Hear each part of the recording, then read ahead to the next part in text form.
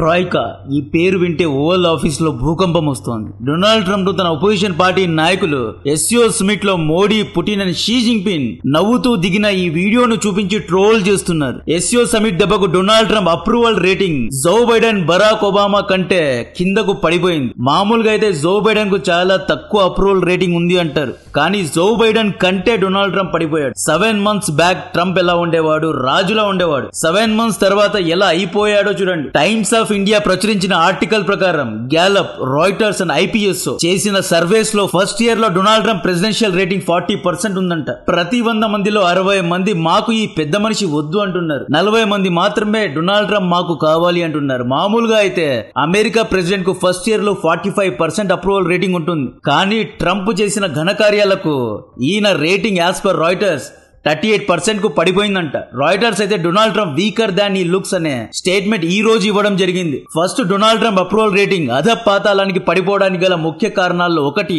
Tariff and troika. Donald Trump friend and foe, మిత్ర దేశాలు శత్రు దేశాలు అని చూడకుండా అందరి పైన టారిఫ్లు వేశాడు. అమెరికానే ఫస్ట్ అన్నాడు. ఈ టారిఫ్ కూడా ఎప్పుడు పడితే అప్పుడు వేయడం కారణంగా అమెరికన్ స్టాక్ మార్కెట్ అన్సర్టైన్ గా, వాలటైల్ గా మారింది. అమెరికన్ ప్రజలకు స్టాక్ మార్కెట్ వాలటైల్ గా ఉండడం ఇష్టం లేదు. వీళ్ళకు స్టెబుల్ గా ఎప్పుడూ స్టాక్ మార్కెట్ ఉండాలి. ఎస్సిఓ సమావేశంలో మోడీ గారు, పుతిన్ అండ్ షీ జిన్పింగ్ నవ్వుతూ దిగిన ఈ వీడియో తర్వాత అమెరికన్ ప్రజల్లో చాలా మంది దౌత్యపరంగా ఇంత పెద్ద మిస్టేక్ ఎలా చేశారు, భారత్ ను అలా రష్యా చైనాకు దగ్గరయ్యేలా చేశారు అని డొనాల్డ్ ట్రంప్ ను ట్రోల్ చేస్తున్నారు. California governor Gavin Newsom Trump కు ప్రధాన ప్రతిపక్ష నాయకుడు ఈయన ఎస్సిఓ సమావేశం యొక్క వీడియోను తన ఎక్స్ అకౌంట్ లో పోస్ట్ చేసి డొనాల్డ్ ట్రంప్ ను వేసుకున్నాడు. ఈ 3 దేశాలు ఇంత క్లోజ్ అయితే నీకు భయమే లేదా? వరల్డ్ పాలిటిక్స్ చేయి దాటిపోతూ ఉంటే ట్రంప్ చికాగోలో నేషనల్ గార్డ్స్ ను పంపడంలో బిజీగా ఉన్నాడు, ఇంటర్నల్ పాలిటిక్స్ చేయడంలో బిజీగా ఉన్నాడు అని ట్రంప్ ను ట్రోల్ చేశాడు. యాక్చువల్లీ ఏం జరిగింది అంటే డొనాల్డ్ ట్రంప్ చికాగో, కాలిఫోర్నియా వంటి రాష్ట్రాల్లో క్రైమ్ రేట్స్ ఎక్కువగా పెరిగాయి అని చెప్పి కాలిఫోర్నియా, చికాగోలో ఉన్న democratic party governors law and order ను కంట్రోల్ చేయడం లేదు అని చెప్పి కేంద్రం నుండి అన్ని రాష్ట్రాల్లో నేషనల్ గార్డ్స్ ను అంటే మిలిటరీను పంపుతున్నాడు. ఈ మిలిటరీ ద్వారా ఇల్లీగల్ ఇమిగ్రెంట్స్ ను అరెస్ట్ చేస్తున్నాడు. దీనివల్ల అమెరికన్ ప్రజల్లో అశాంతి పెరిగిపోయింది. రైట్ ఐడియాలజీ ఉన్న ప్రజలు ఇన్ఫ్లేషన్ కారణంగా బాధపడుతున్నారు. లెఫ్ట్ ఐడియాలజీ ప్రజలు మా పేపర్స్ కరెక్ట్ గా ఉన్నా ఎక్కడ మమ్మల్ని ట్రంప్ డిపోర్ట్ చేస్తాడేమో అని భయపడుతున్నారు. ఎన్ఆర్ఐలు, ఇమ్మిగ్రెంట్స్, లీగల్ ఇమ్మిగ్రెంట్స్ యొక్క భయం ఏంటి అంటే ఎక్కడ ఈ వ్యక్తి కొత్త రూల్స్ తెచ్చి మా ఉద్యోగాల మీద పడి ఏడుస్తాడేమో అని భయపడుతున్నారు. ట్రంప్ అన్ని దేశాలపైన టారిఫ్ వేశాడు కదా. ఈ టారిఫ్ కారణంగా అమెరికాలో వస్తువుల ధరలు పెరిగాయి. ఇన్ఫ్లేషన్ కారణంగా స్మాల్ బిజినెసెస్ అన్ని నష్టాల్లో ఉన్నాయి. ట్రంప్ అప్రూవల్ రేటింగ్ పడిపోవడానికి గల రెండవ కారణం ట్రంప్ మొన్న appeals court, district courts correct గా పనిచేయడం లేదు అని అమెరికన్ జ్యుడిషియల్ సిస్టమ్ ను తప్పుపట్టాడు. మూడో కారణం ప్రపంచ దేశాలు డొనాల్డ్ ట్రంప్ ను ఒంటరి వాడిని చేశాయి. Global powers isolated Trump. ఈ రోజు మోడీ గారు ఏమన్నారు అంటే కొందరు స్వార్థ పరుల ఆర్థిక నీతిని అంటే సెల్ఫిష్ ఎకానమిక్స్ ను తట్టుకొని కూడా భారత్ యొక్క జీడిపి 7.8% చొప్పున దూసుకుపోతోంది, పెరుగుతోంది అన్నట్టు ఇండైరెక్ట్ గా అమెరికాకు వార్నింగ్ ఇచ్చాడు.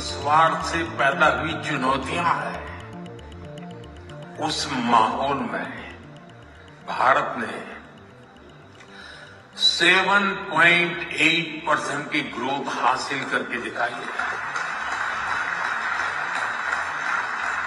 और ये ग्रोथ हर सेक्टर में है, manufacturing, services, agriculture. American sanctions గానీ టారిఫ్లు గానీ పని చేయడం లేదు అని చైనా, రష్యా, ఇండియా వంటి దేశాలు నిరూపించాయి. ఆస్ట్రేలియా బ్రిక్స్ లో చేరే అవకాశాలు ఉన్నాయంటున్నారు. జపాన్ $550 బిలియన్ పెట్టుబడి అమెరికాలో పెట్టడం లేదు, ఇంకా మేము ఆలోచిస్తున్నాము అంటోంది. జెలెన్స్కీ ట్రంప్ యుద్ధాన్ని ఆపలేడు అని గ్రహించి మోడీ గారికి కాల్ చేసి ఎస్సీఓ సమావేశంలో కొంచెం పుతిన్ కు నచ్చజెప్పండి అంటున్నాడు. ఫ్రాన్స్ మ్యాక్రాన్ అయితే అవుట్ రైట్లీ ట్రంప్ ను విభేదించాడు. Benjamin Netanyahu is very disappointed with Trump. Xi Jinping అయితే మల్టీపోలార్ వరల్డ్ ఉండాలి అంటున్నాడు. అంతర్జాతీయ చట్టాలు మారాలి అంటున్నాడు. మనందరం కలిసి మార్చాలి అంటున్నాడు. డిజిటల్ కరెన్సీతో వ్యాపారం జరగాలి. డాలర్స్ యొక్క అవసరం ఏంటి అంటున్నాడు. స్విఫ్ట్ లాంటి బ్యాంకింగ్ నెట్వర్క్ ను గ్లోబల్ సౌత్ దేశాలు తీసుకురావాలి అంటున్నాడు. పుతిన్ బ్రిక్స్ ను పుష్ చేస్తున్నాడు. డీ డాలరేషన్ గురించి మాట్లాడుతున్నాడు. అమెరికన్ బాండ్స్ కంటే గోల్డ్ యొక్క రిజర్వ్స్ పెరిగిపోయాయండి.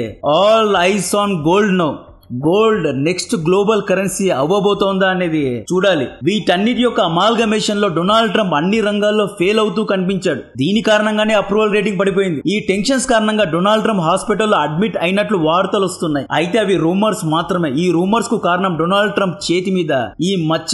ఏదో ట్రీట్మెంట్ తీసుకున్నట్లు క్లియర్ గా కనిపిస్తోంది. ట్రంప్ కు సివిఐ అంటే క్రానిక్ వీనస్ ఇన్సఫిషియన్సీ అనే ఒక రోగం ఉంది అనే రూమర్స్ మార్కెట్ లో పెద్ద ఎత్తున ఉన్నాయి. చేతికి కాలుకు బ్లడ్ సర్క్యులేట్ అవ్వడం లేదు, బ్రెయిన్ వరకు బ్లడ్ వెళ్ళడం లేదు అంటున్నారు. నరాల వీక్నెస్ కూడా ఉంది అంటున్నారు. హార్ట్ కు సంబంధించిన రోగాలు కూడా ఉన్నాయి అంటున్నారు. ఆగస్టు 26 నుండి డొనాల్డ్ ట్రంప్ మీడియా ముందుకు రావడం లేదు, ఎక్కడా బయట కనిపించలేదు. నిన్న మాత్రమే పాడుతూ కనిపించాడు. ఈయన ఏజ్ 79 ఇయర్స్. ట్రంప్ తాను బయటకు రాకుండా ట్రేడ్ అనలిస్ట్ నవారోను మన పైన వదిలేశాడు. ట్రంప్ కు బదులు నవారో ఇండియా పైన కరుస్తున్నాడు. First lady Melania Trump Walter military హాస్పిటల్లో కనిపించారు. ఈవిడ ఎందుకు వచ్చిందో మనకు తెలియదు. అయితే అమెరికన్ నెటిజన్స్ ట్రంప్ హాస్పిటల్లో అడ్మిట్ అయ్యాడు కాబట్టే ఫస్ట్ లేడీ హాస్పిటల్లో ఉంది అని ప్యారలల్స్ ను డ్రా చేస్తూ ఈ స్పెక్యులేషన్స్ అండ్ రూమర్స్ కు ఆజ్యం పోసింది ఉపరాష్ట్రపతి JD Vance. 3 days back JD Vance ఏమన్నాడు, I'm ready if Trump health fails అన్నాడు. ఈ రోజు మళ్ళీ JD Vance Trump safe and sound గా ఉన్నాడు, చాలా ఆరోగ్యంగా ఉన్నాడు,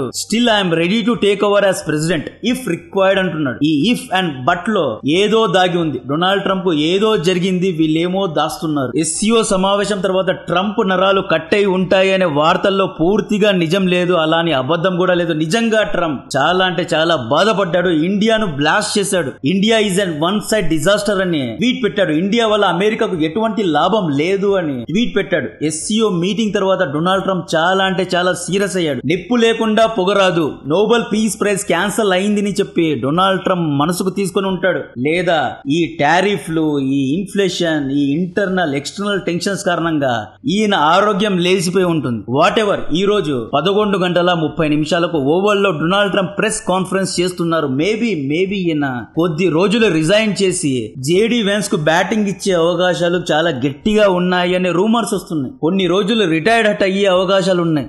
రిటైర్డ్ హట్ ఎందుకు అంటే డొనాల్డ్ ట్రంప్ బ్యాట్ దేనికి కనెక్ట్ అవ్వడం లేదు. అన్ని విషయాల్లో ఈయన ఐదర్ తగ్గుతున్నాడు, అదే చికెన్స్ అవుట్ అవుతున్నాడు, లేదా డిజాస్టర్స్ గా ఫీల్ అవుతున్నాడు.